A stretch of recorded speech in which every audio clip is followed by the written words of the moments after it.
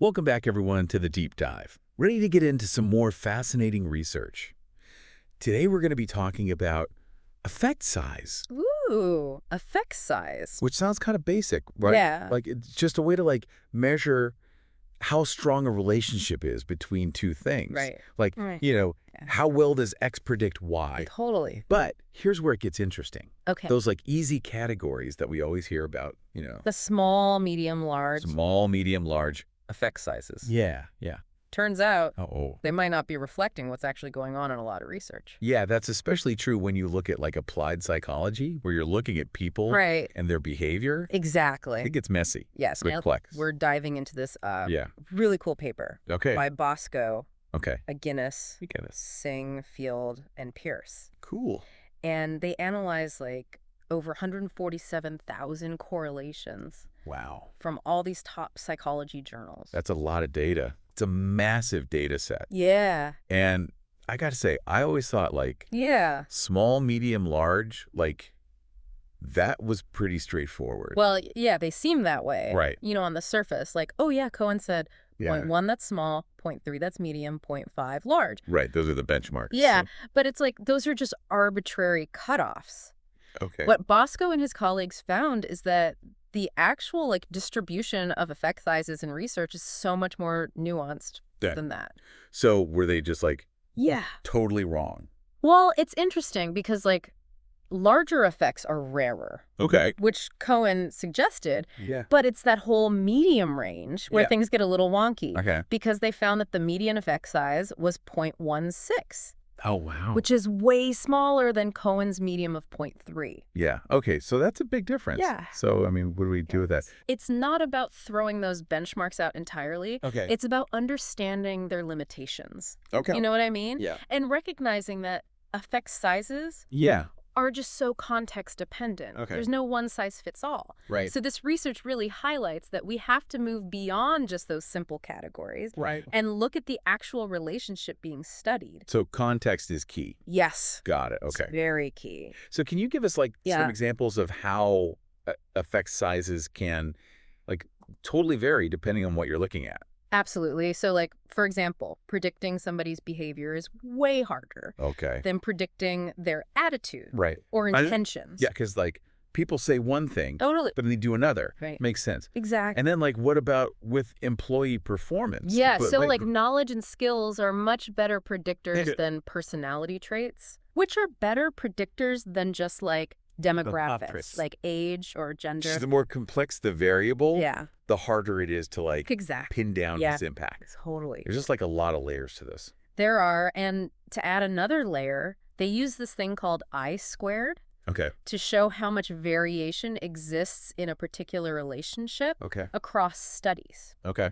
So a high I-squared suggests Uh. that there are likely moderators at play. Okay. So things that can change the relationship. So those are the hidden variables. Yeah, totally. They can really They can really mess things up. make things complicated. Yeah, It sounds like researchers have their work cut out for them. they do. It's a lot.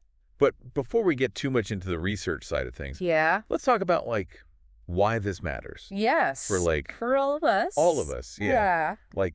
Our listeners. Totally. Okay, so let's get practical for a sec. How does knowing about effect size Right. really play out in the real world? Yeah. Let's say I'm not a researcher, Right. but I'm reading an article about some new study Mhm. on I don't know, Yeah. a new type of workout Okay. Yeah. that's supposed to improve your cardiovascular health or whatever. Right. What should I be looking for? It's a great question because you're right. Effect sizes aren't just for academics. They're Yeah. helpful for anyone who's trying to make sense of research. Especially with all those headlines we see. Right.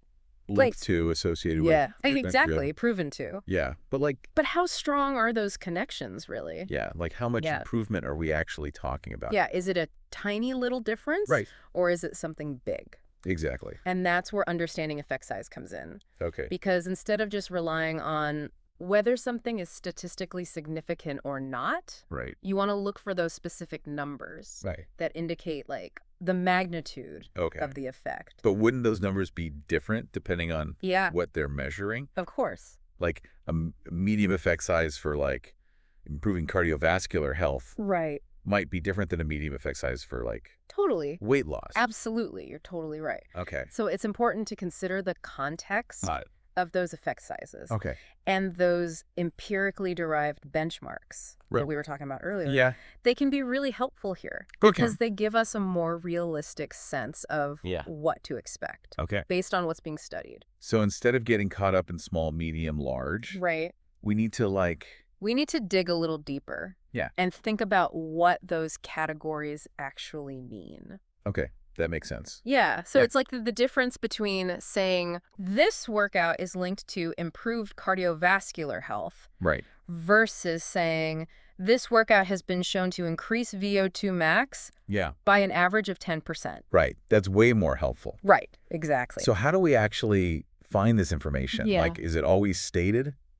It's not always explicitly stated, Okay. unfortunately, especially in like popular media. Right. But when you do see research findings, Yeah. look for those numbers. Okay. Like correlation coefficients Right. or standardized mean differences. Okay. Those are often indicators of effect size. Got it. And if you're really interested, Yeah. you can dig into the research article itself Okay. or consult resources like the ones Bosco and his colleagues provide. Cool. So it takes a little bit of work, It does, yeah. but it's worth it. Yeah, but the payoff is huge. Yeah. You become like a more informed... Exactly. That's what it's all about. Yeah. Empowering you to Yeah. ask the right questions, Yeah. think critically. Be a good consumer Yes, of exactly. information. Moving beyond just the surface level claims. Yeah. Getting to the heart of the matter. This has been super insightful. I agree. But before we wrap up, Yeah. any final words of wisdom for our listeners? Ooh, that's a good one. Yeah. I think like a big takeaway here is like, don't just accept things Right. like at face value. Yeah. Like you really got to Ask questions. ask questions, look for evidence, consider the effect size. Exactly. And remember, like, Even small effects yeah, can be statistically significant, right. but that doesn't necessarily mean that they're like practically relevant Exactly. in our lives. Yeah. It's like that saying. Yeah. The devil's in the details. Yes. And in this case, the effect size is like the detail. It is. Yeah. That can make all the difference. It's so easy to get caught up totally. in those like headlines and like oh, yeah. attention grabbing. The clickbaity. Yeah. But like Yeah. knowing about effect size Yeah. gives you that like extra layers Totally. of understanding to Yeah. like really see Yeah. what's meaningful. To separate the wheat from the chaff, Right. as they say. So the more we know about effect size, Yeah. the better. The better decisions we can make. All right. So to wrap things up, Yes. those old categories, small, medium, large, Right. not always the best. Not always reliable. Context matters a ton. Yes. And like knowing about these empirically derived benchmarks It can really help. from Bosco and Guinness and all those folks Yes. All the folk. can really like empower us Totally. to be more critical To be smarter. and like better. Better consumers of information. Yeah. Exactly. I feel like I've leveled up today. Me too. So for our listeners, Yes. here's a final thought-provoking question. Okay. Hit me. Now that you know effect size matters, Right? how is this going to change how you evaluate information That is the question. in the future? Yeah. Something to think about. Yeah, something to ponder. Yeah. And for those of you who want to go deeper, Yeah. we'll have a link to their article in the show notes. Awesome. Thanks for joining us on this deep dive. Thanks, everyone. Until next time, keep those thinking caps on Keep thinking. and never stop questioning. Never stop